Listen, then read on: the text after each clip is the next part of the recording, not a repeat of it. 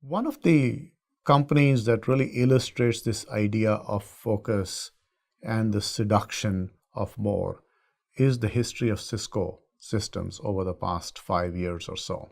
When we looked at about 2008, 2009 timeframe, at that time there was a big trend that was emerging, which is still is true, which is the consumerization of technology. Obviously, the growth of the iPhone and the consumerization of mobile devices led Cisco and John Chambers to believe that there was a vast opportunity in the consumer market. So Cisco made some very aggressive moves into the consumer space by acquiring companies like the Flip, Pure Digital that makes a Flip camcorder, Linksys that makes routers, and many other acquisitions, and pushed aggressively into the consumer business. But when you step back and think about Cisco as a company, their DNA is business to business. They are a B2B company. They are not a consumer marketing company. They don't have the expertise in the consumer marketing channels. Their brand is not widely known as a consumer electronics brand like a Sony or an Apple.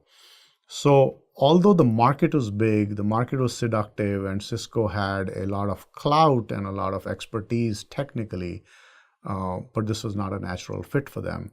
And they lost focus. They lost their way. And after struggling for several years in this business, finally, a few years ago, they decided to divest their entire consumer portfolio and to realize that they needed to refocus on their core business, on the core business of serving enterprises and service providers with networking equipment and the industry applications around their core business. So in a sense, Cisco sort of lost its way for a little bit, seduced by these adjacent markets and dozens of opportunities that seem so seductive, but is now sort of refocused on the core business. So there's a lesson in here that although opportunities may present themselves from time to time, and although China may be a big market or consumer electronics may be a big arena, it's not how big the market is, it's how successful you are going to be in that market.